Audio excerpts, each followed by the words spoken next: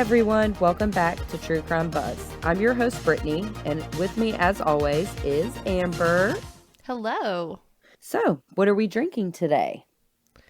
I hate to be a bummer, but as you know, Brittany, because we just saw each other last weekend. Yes, I had did. a little too much wine, and by little, I mean a lot.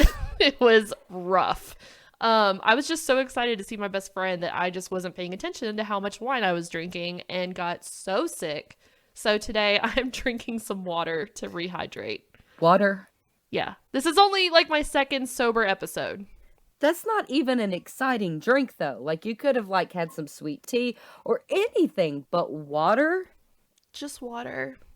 Okay, well, I, of course, am drinking a Diet Sam's Cola. Not a Diet Coke, a Diet Sam's Cola. Did you already drink them all? Because I brought you some.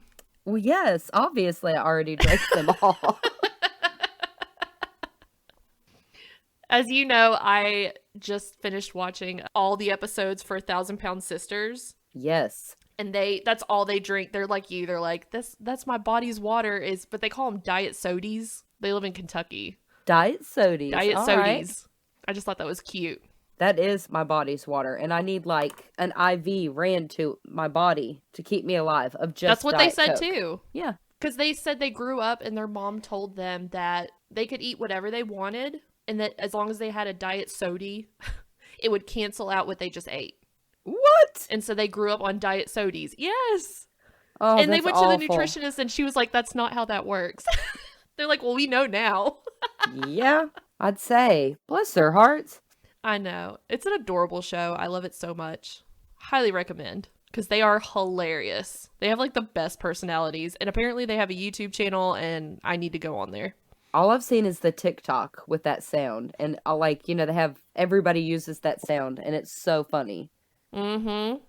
So, in our Patreon episodes, we always do a personal true crime of the week. And I just thought we should start doing that on our regular episodes because they're usually pretty funny. Yes, they are. How life has wronged you this week and what the real true crime is. So, Brittany, do you have one this week? I feel like you have several, but can you pick one? Yes. So I have this cat who I love, and his name is Binks, and he's been at our house roughly for a year, and he just showed up, which there's tons of stray cats where I live. He's stuck around. I've been feeding him. He's my little buddy. He is precious. And he is so precious. On Christmas Eve, this girl showed up and was like, oh, that's my cat Floof. And I'm like, what a stupid name, but she's young. And she described the collar that he had on when he came to us. And it was one of those that pops off. So he didn't have it anymore. So she was like, well, that's my cat. So I let her take it. Well, it came back the next day on Christmas because she doesn't take care of this cat. Well, tonight we were outside celebrating my daughter's birthday. And I noticed the girl walking around. And I'm like, oh, here we go. But I had to get the kids inside. So I took the kids inside, came back out. And that girl was running off with my cat. That bitch. Oh. I'm surprised you didn't say something to her. I would have. Well, you know how my house is. And she was up by my elderly neighbor's house. Towards the front of there when I saw her. Yeah, so she was too far for me. And she had 2 small kids with her. So I didn't also want to cause a scene like that. Oh, yeah, no. Plus, we all know he'll be back tomorrow because she doesn't take care of him. He will be back. Yes. He knows who feeds him and who loves him. They, them. We don't know if it's a boy or a girl. So Matt was looking tonight and we're pretty sure that Binks is a boy. So, but you're right. We do not know for a fact if Binks is a boy. We cannot ask his official pronouns. No, we can't. Binks does have a pink glittery bowl though, because I figure pink is for everyone, but just in case. Just in case. What is your personal true crime story of the week? Well, you know mine too, because that's all I bitched about today. Was the fact that for the past month, my husband and I have been binging Sopranos. We are obviously very late to the game, but during quarantine, you run through all the shows and you're like, what else can we watch? So we started looking at old shows that we just never got into, and we started Sopranos.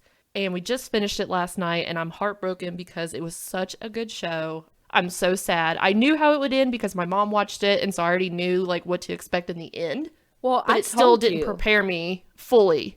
I know, but It's not how it ended that I'm upset. It's the fact that I don't have any more Sopranos in my life anymore why I'm upset, because it is such a good show. Yeah, and you binged it. I watched it at a time when you couldn't binge, had to wait each Right. week. So that's a lot harder when you binge a show and it's been like your whole like existence with TV for, months and months, and then for it to just Yes. end like a lot of shows will come back, they'll put new seasons out or do reboots, and there can never be a reboot with The Sopranos because James Gandolfini is gone. I know. R.I.P. He's such a good actor. But I'm bummed. Yeah, I don't blame you for being bummed. I knew you would be. I know. But at least there is a movie coming out in September for the prequel. Yeah, you said a prequel, and I'm here for that. I'll watch a prequel. Yeah. Yeah. So I'm pretty excited about that. What I'm not excited about is today's episode, because it's a little bit of a rough one. Not as rough as Andrea Yates. If you made it through that, this is going to be a piece of cake. Well, I'm a little bit familiar with this story, so I'm excited to see what you found out about it, because it's one of those that I went down a rabbit hole with a while back, and it's one that gets to me. So I'm excited for today's episode. It is definitely one that gets to me too. I first heard about it on Crime Junkie. It was one that I listened to, and I remember texting Vanessa. Shout out, Vanessa. We miss you. Yes. I texted her immediately and was like, oh my God, did you listen to today's Crime Junkie? Because it's a crazy case. It's very sad. So yes, today we have yet another unfortunate story of someone suffering with mental health issues and where the system lets us down. You may have heard of this one, since the girl's family absolutely refuses to let the truth die along with their precious baby girl. And the details of this crime even made the cover of People magazine back in 2009, which I did not know. No, I didn't know that either. Brace yourself for this one, folks, because not only is it going to definitely make you angry, it is unsolved. Yeah, I'm glad this is you doing this to our listeners, because not me. Right? It's not me, folks. It's not me. And Crime Junkie did a good job with it, but you know me, I like to dive into it for myself and get all the details. So yes, that's what I did. So today we're covering the very sad case of Mitrice Richardson. So Mitrice Richardson was born on April 30th, 1985 in Linwood, California. She was the daughter of Letice Harris and Michael Richardson, who were high school sweethearts. And she had Mitrice during her senior year of high school. Mitrice lived mainly with her great-grandmother, Mildred, in Los Angeles. So Mitrice's dad, Michael, ended up in a little bit of trouble and ended up serving some time.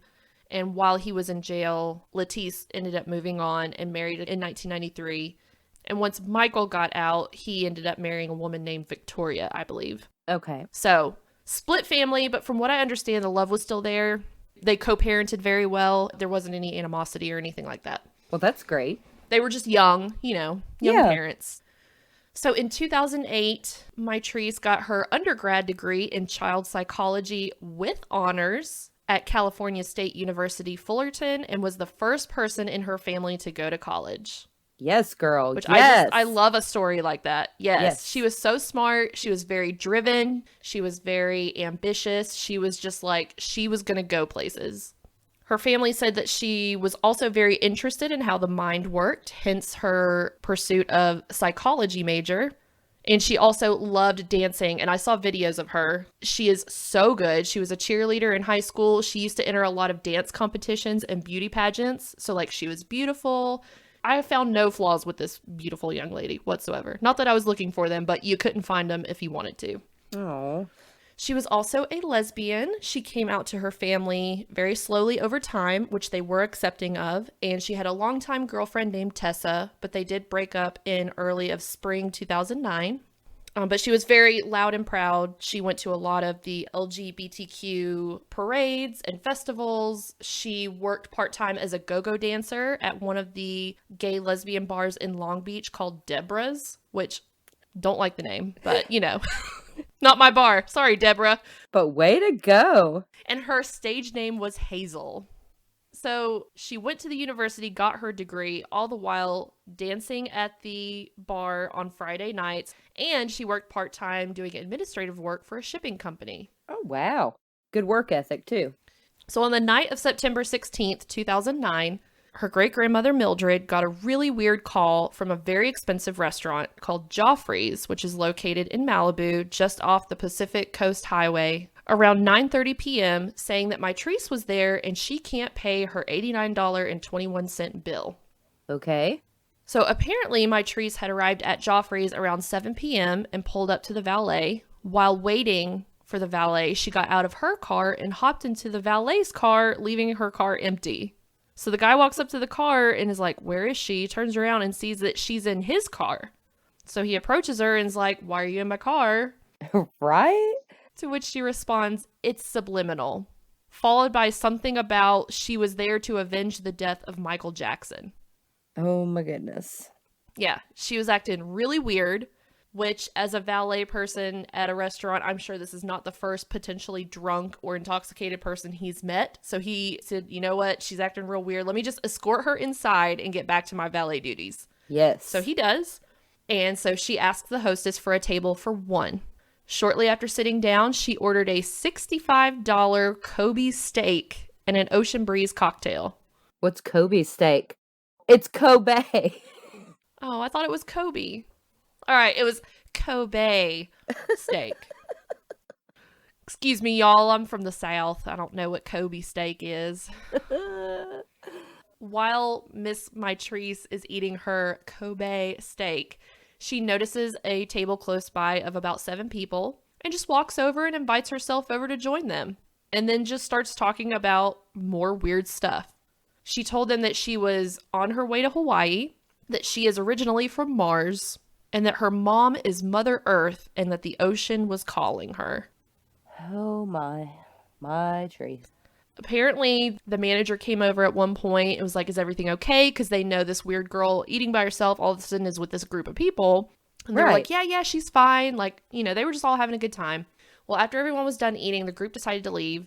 And shortly after, she attempted to leave. But the manager stops her and is like, hey, you gonna pay for your bill? Yeah, obviously. And she replied, I'm busted. What are we gonna do? So she tried to skip out on her bill. Yeah. Okay. And so this is when Mildred gets the call and attempts to pay the bill over the phone with her credit card. But they refuse to do that since she's not there in person to physically sign for it. Okay. So Mildred gets off the phone. She's like, hold on, let me call her mom. Maybe we can figure something out. So she calls her mom, Lettice, who is real confused. Her grandmother is like, hey, your daughter's at a restaurant and refuses to pay a bill. Like, that's just out of character for her. Yeah. So Lettice is like, let me call the restaurant myself and figure out what the hell is going on. So she calls the restaurant, and the owner says he's already called 911 to let the police handle the situation. Lawsville Sheriff Station, Deputy Shalip, how can I help you? Hi, I'm calling from Joffrey's restaurant in Malibu. Yeah. We have a guest here who is refusing to pay her bill, and we think she sounds really crazy. She may be on drugs or something. We are wondering if someone could come by and pick her up. Okay, well, what's the address there? It's 27400 Pacific Coast Highway. And is she a white, black, Asian, Hispanic? She's young black girl. She's probably in her 20s. Okay, what's she wearing? She's wearing a black T-shirt and I think blue jeans. Is she with anybody else? No, it's just her. He should have waited and we wouldn't be here. Just saying. This is the beginning of so many mistakes that were made. So when deputies arrived, they gave her a field sobriety test because of everyone complaining about her weird behavior, saying that she was acting odd and possibly intoxicated. Believe it or not, she passed. They even checked her eyes and her pulse and determined she was actually sober. Wow. Okay. So they asked if she could just pay her bill and be done with it, She said she thought she might have left her wallet in the car. So they go to the car with her and search it. They apparently found no wallet, only a driver's license and her keys to the car. They also found a teeny tiny bit of marijuana. We're talking less than a gram. So even though she passed the sobriety test, based on the marijuana and her just acting odd, they thought, let's just go ahead and take her to the sheriff's station, which was about 25 minutes away. And they also had her car, the 98 Honda Civic she drove. They towed that to an impound lot near the restaurant. Okay. After Mitrice's mom, Lettice, gets off the phone with the restaurant, she calls the sheriff's department to get more info about her daughter. She wanted to see what the bail is, make arrangements for her to get her car.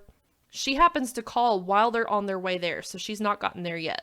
The deputy that answers the phone says she's actually on her way here now, but she assured her that her daughter would be safe and that she would let her call her when she gets to the station. And she said, better yet, it's late. We'll have her call you in the morning if that's okay. And she's like, you know what? As a mom, you're thinking, if she did something wrong, let's just let her, stay the night, think about what she did, Right. and we'll deal with it in the morning.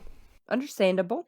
So her mom called around 5:20 a.m. the next morning wanting an update, where they told her they actually released her around 12:30 overnight because she had a clean record and showed no signs of mental instability.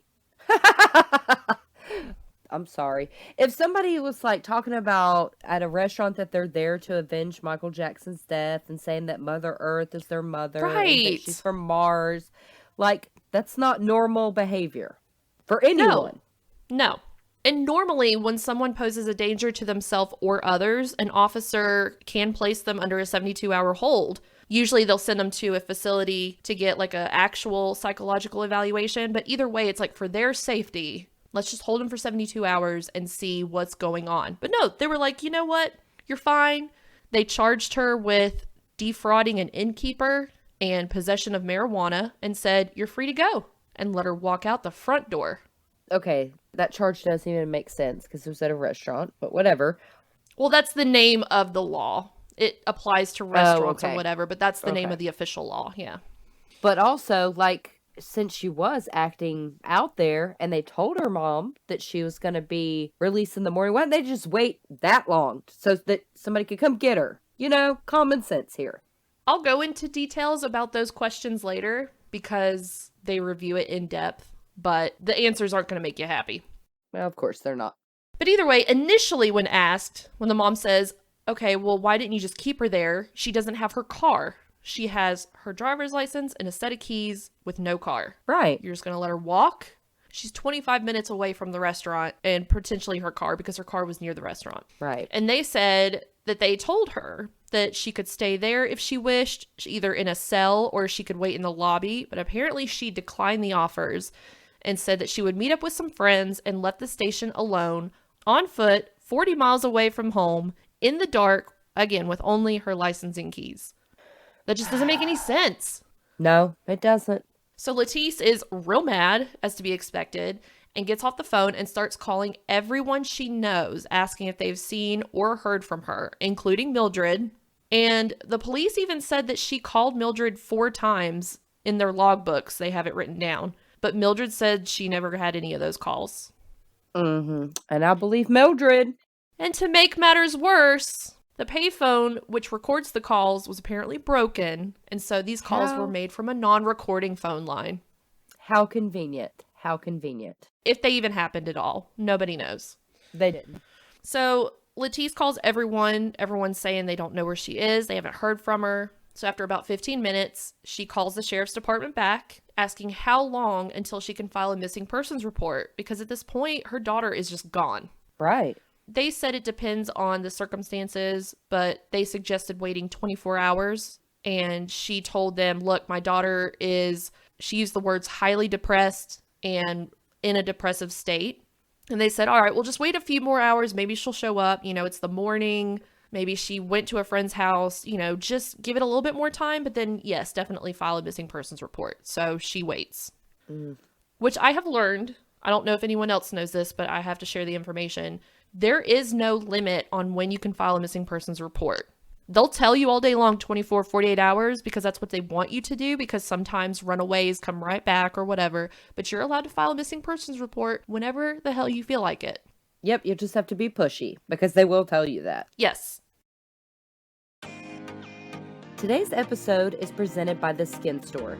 For over 20 years, the SkinStore has been the #1 destination for premium skincare, hair care, and beauty products.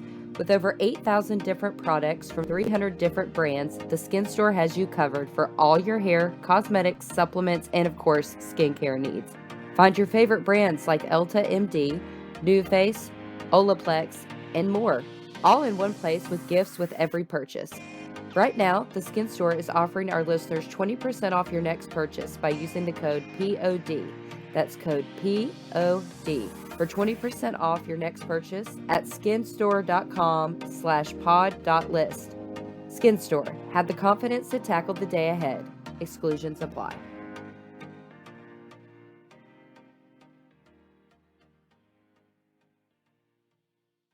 Meanwhile, the station receives a call from a resident in Montanito near Calabasas around 6:30 a.m. that morning, so about an hour after her mom's already called.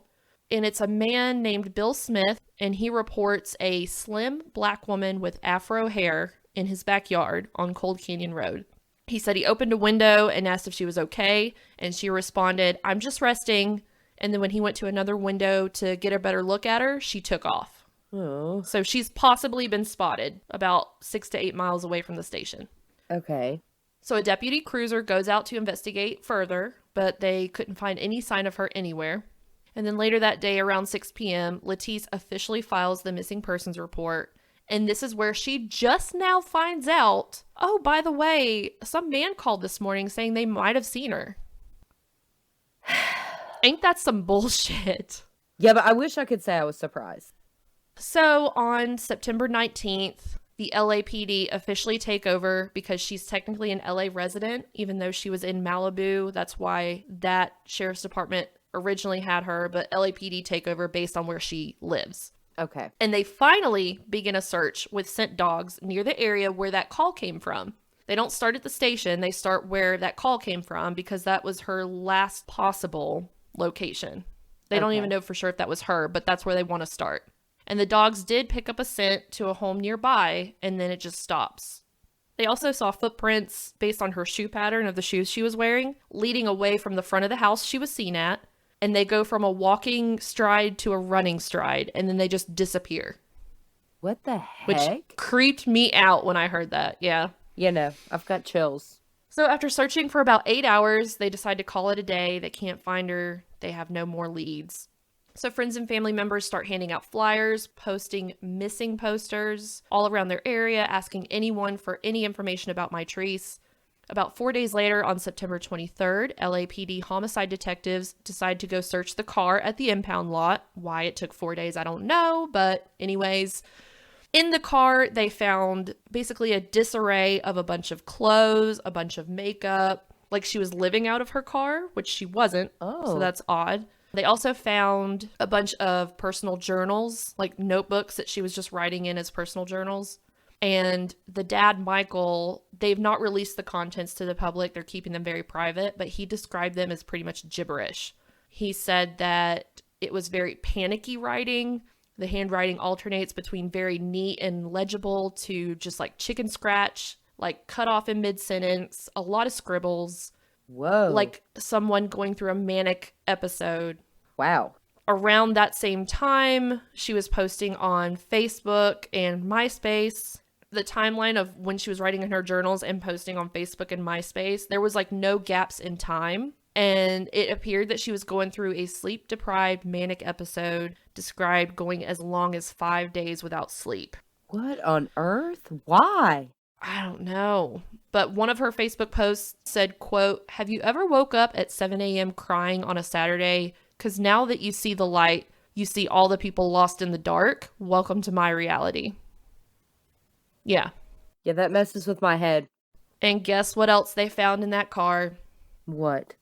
Her wallet and her cell phone. Boy, and she wasn't even lying. She did have the wallet in her car. She did have the wallet in the car. She could have paid for the food and hopefully returned home, and we would not be here today. But the police said that they helped her search her car and did not see the wallet. So I don't know.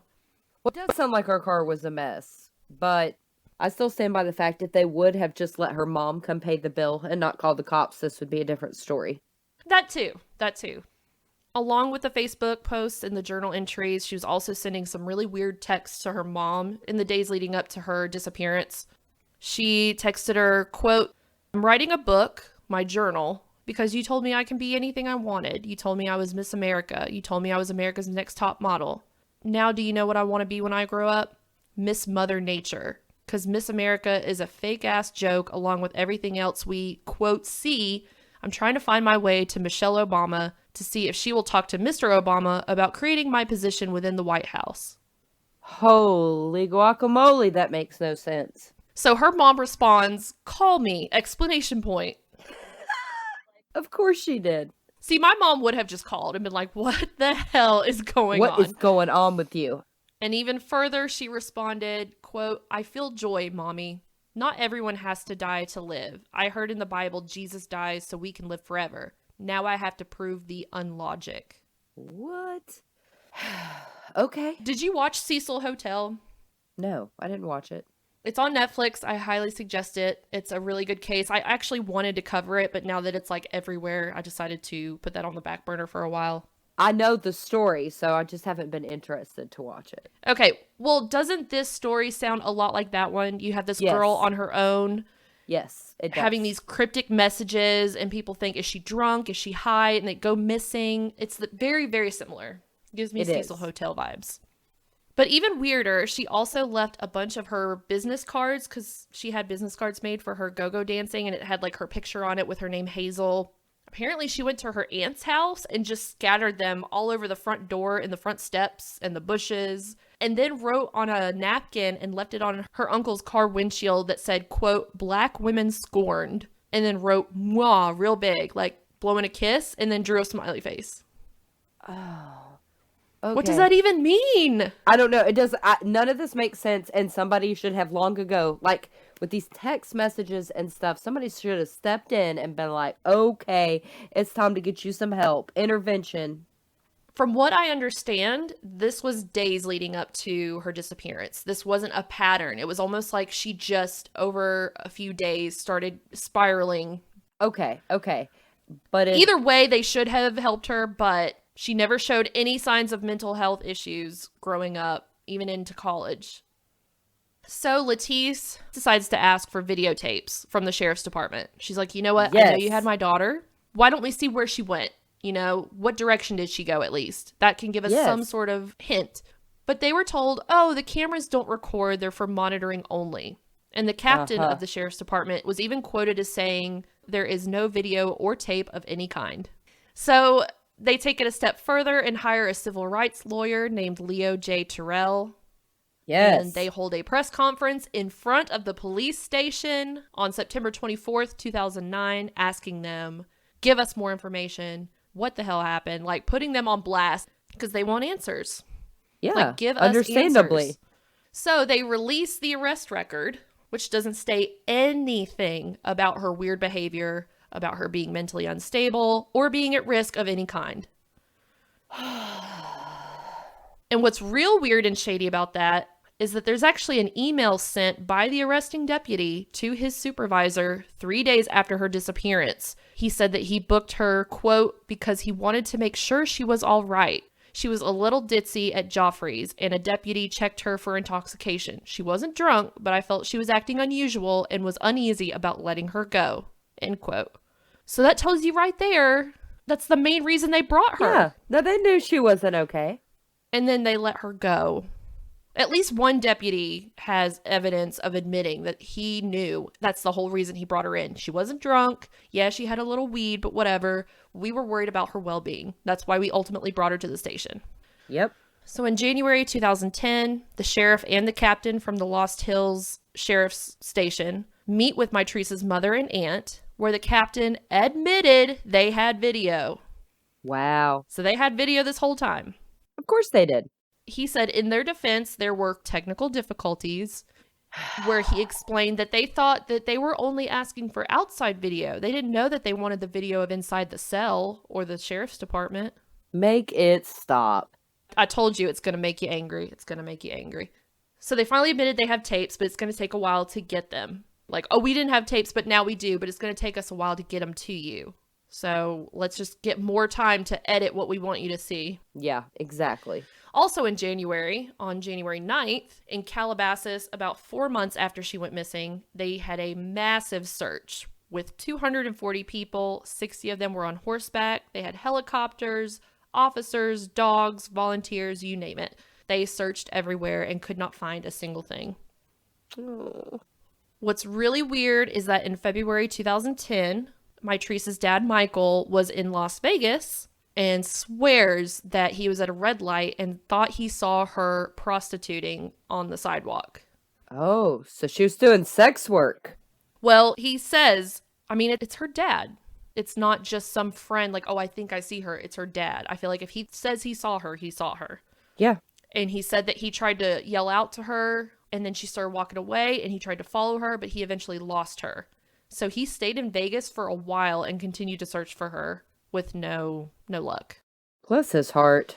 So finally, on March 29th, family and friends gathered to view that recording of Mitrice in her cell at that substation in the Lost Hills Sheriff's Department. And the recording did show her in her cell and she looked visibly upset. And not just like sad that like she's in jail. Like she was grabbing the bars and like shaking back and forth like she wanted out. It did show her being released exactly at 12:28 a.m. And as soon as she walks out the door, they notice a male deputy leave shortly after her out of an adjacent door. But they were told that there were no deputies on duty that night. So then they say, okay, well then who's this guy? And they said, oh, well, him and another deputy, they went out on a call right after she left. But the mom just thinks it's real suspicious. Oh, it's 100% suspicious. And I looked and looked and looked and could not find anything anywhere that had the name of the deputy. From what I understand, and I could be wrong, they never found out or disclosed who that deputy was. Wow. On June 26th, Lettice and her attorney filed 6 claims against the LA Sheriff's Department, including negligence and wrongful death. Good for them. I know, right? Around the same time, an old high school friend of Mitrice said he spotted her at a bar in a casino in Las Vegas. Said that he did the same thing. He called out Mitrice and said that she acted really nervous and took off. And he tried to follow her and lost her also. So they took this seriously and decided to search in Las Vegas to try to find her. But on August 9th, 2010, around 1 o'clock in the afternoon, Malibu State Park rangers are hiking, and I say hiking on purpose, around Dark Canyon near Calabasas, trying to locate an illegal marijuana farm that they were following up on near a river. While they were doing that, they spotted a body. Oh, no. And I'm reading this directly from the OIR report. So it says that the rangers were on foot for the inspection.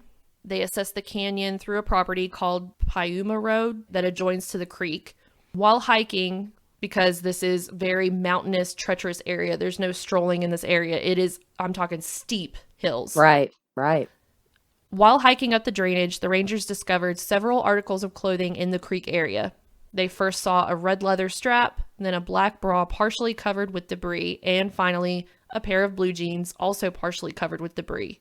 They began to hike down the south side of the drainage where the supervising ranger saw a human skull and a leg bone. The skull was lying among leafy debris, and he saw what he believed to be hair consistent with that of an African American. Oh my goodness. They called the LA Sheriff's Department, and so they showed up. They took photos of the skull and all the other bones. So all in all, they found a skull, a skeletal leg, a pelvic bone, all lying about 40 feet to the south of the drainage and all separated from each other. So it was like you had her skull and part of her body, and then up the hill further was her leg. Animals, maybe? So that's brought up a lot. And the research I did, they said that normally if there's animals, it's very clear that there's animals. You'll see teeth marks. You can tell that they're like chewing on it or dragging it, but when they drag it downhill, not uphill. Oh, so okay. It seems that her body was mainly in that area and her leg was uphill, which is weird. That is weird. So they did some testing, and on August 12th, they did confirm that the remains were those of Mitrice Richardson in a press conference. Ooh, I hate that. I hate that. The coroner's report said that it was not a homicide and that the cause of death is noted, quote, undetermined. What? No. That's the stupidest thing I've ever heard. From what I understand, they say that it's not a homicide because they honestly felt that she had gotten lost deep in the hills and the ravines and like starved or dehydrated herself to death. And she just died. There was no foul play. I don't believe this. I believe that they said that to cover up so that they couldn't be held liable and nobody could ask more questions about what these cops did. Correct. I fully believe that too. The bones were moved by the sheriff's department before the coroner could get there. That's another huge thing. Ugh. Listen to this, though. They said they did it because it was getting dark and they didn't want the animals interfering. They got there at 1 o'clock in the afternoon. Oh my God, these people. So, Mitrice, Mom of the Year again, hires forensic anthropologist Clea Koff, which I do have to put in a little joke here. When I heard Clea Koff, the first thing I thought of was, call me for your free reading, Miss Cleo. Which sounds more Irish than Jamaican, and I'm so sorry for that. Well, that was just great. I can't do a Jamaican accent. So she hired her to review the case for herself, and she agreed that everything was handled so wrong. And I am not a forensic anthropologist, and I can tell you this whole thing was handled very wrong. 100%. We're just podcasters, and I know it was handled wrong. Like, what? At this point, she was already buried. So about 11 months after she was buried, they exhumed her body to do a re-exam of her remains. Right. But they left the cause of death the same, undetermined.